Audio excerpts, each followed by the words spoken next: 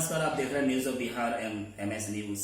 अभी मैं आपके सामने डॉक्टर नितिन सिंह, जो काफ़ी यूथ है और अच्छी डॉक्टर में से एक शुमार होती है, सीहोर जिले की रहने वाली हैं। अभी हमारा देश कोरोना काल से जूझ रहा है और फर्स्ट लहर, सेकेंड लहर और थर्ड लहर की भी एक आशंका जताई जा रही है। जानते हैं डॉक्टर नितिन सिंह से कि कोरोना काल में कैसे बचा जा सकता है इस महामारी बीमारी से। आइए उनसे आप रूबरू कराते हैं। वीडियो में आपका स्वागत है मैम। धन्यवाद।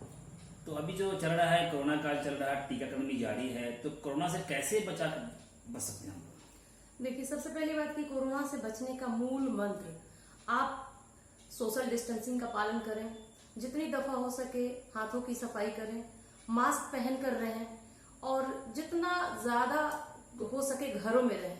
वो अनलेस और until you don't have a great need, you don't have to go out of your house.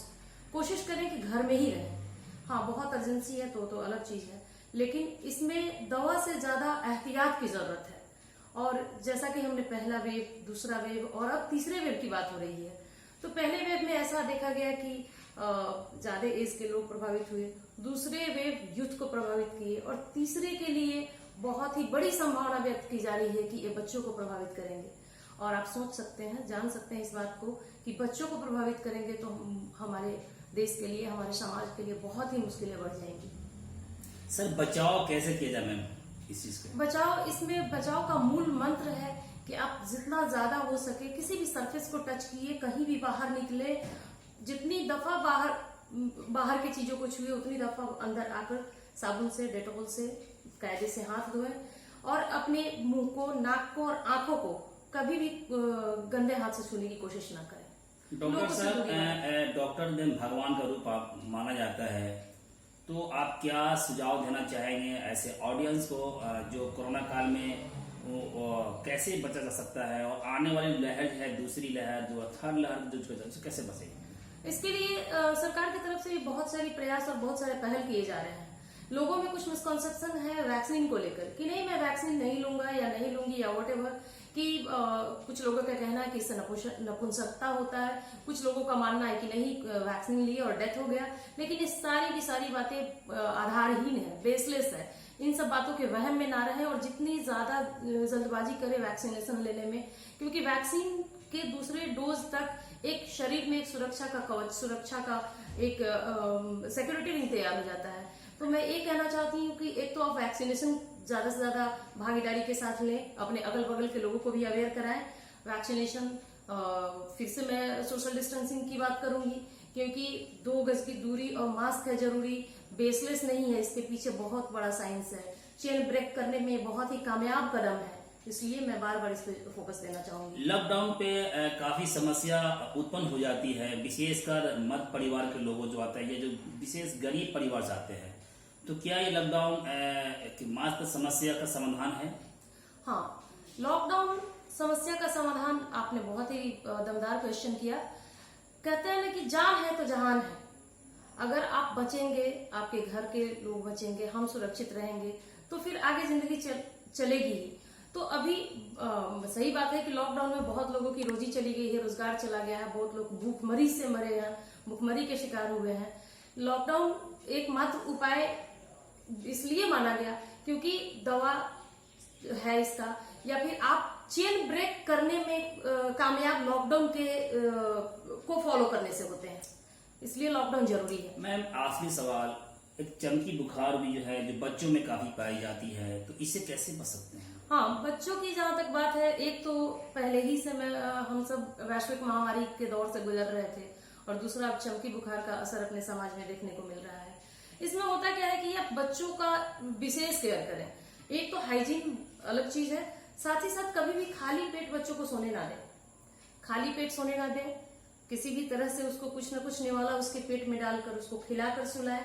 सोने से पहले उसको कुछ मीठा चीज खिलाएं, ताकि इस चमकी बुखार में ब्लड शुगर जो होता है बच्चों में, अभी तक तो सारे लोग जानते थे कि हम बड़े लोगों का ब्लड शुगर फॉल होता है या रेज होता है या नॉर्मल, लेकिन चमकी बुखार ऐसा होता है कि इसमें बच्चों के रक्त में जो शुगर होता है, जो ब्लड शुगर होता है, बहुत फॉल डाउन हो जाता है, जिसकी वजह से कैजुअलिटी हो जाती है और बच्चों का डेथ हो जाता है।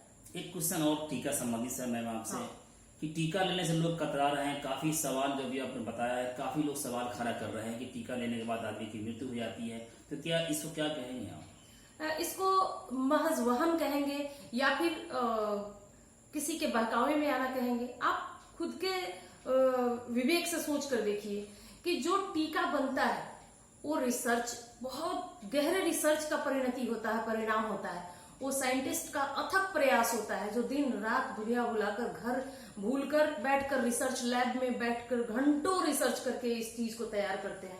इस टीके को ना कांग्रेस से कोई मतलब है, ना भाजपा से मतलब है, ना कम्युनिस्ट से मतलब है, ना दुनिया से मतलब है। ये आपके सुरक्षा के लिए और बहुत सारे फेजेस पे ट्रायल किए जाते हैं, उसके बाद इसकी सत्यता प्रूफ की जाती है। इसलिए वैक्सीन में कोई दोष नहीं है, वैक्सीन लेना चाहिए।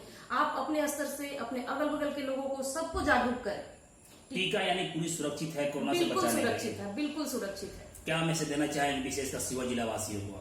मैं सीहोर जिलावासियों से निवेदन करूंगी कि जितना ज्यादा से ज्यादा भागीदारी में जाकर टीका लें, वक्त से अपना टीका लें, लोगों को भी अवेयर करवाएं टीकाकरण के लिए, और साथ ही साथ टीका के साथ साथ सावधानी भी जरूरी है।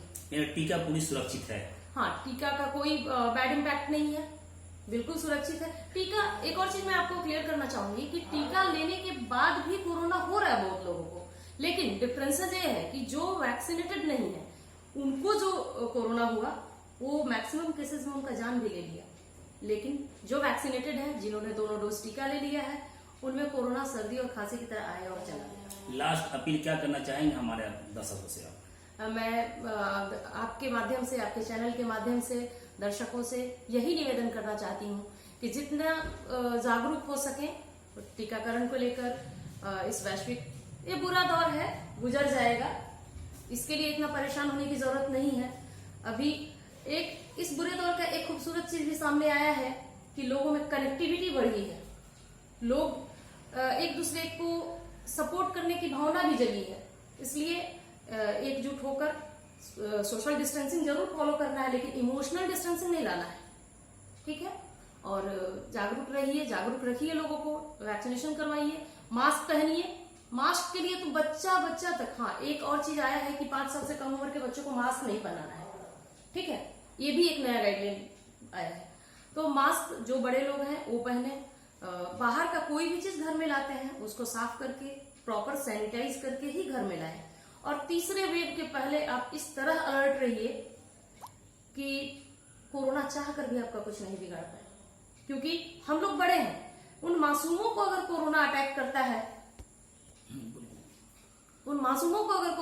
करता है, जिनको अपने टॉयलेट जाने का भी ज्ञान नहीं है, पानी पीने का पता नहीं है, सब कुछ माँ बाप पे निर्भर करता है। इसलिए आप समझिए कि दोगुने एनर्जी के साथ इस चीज में लगना है कि तीसरे वेव को हम लोग टाल दें।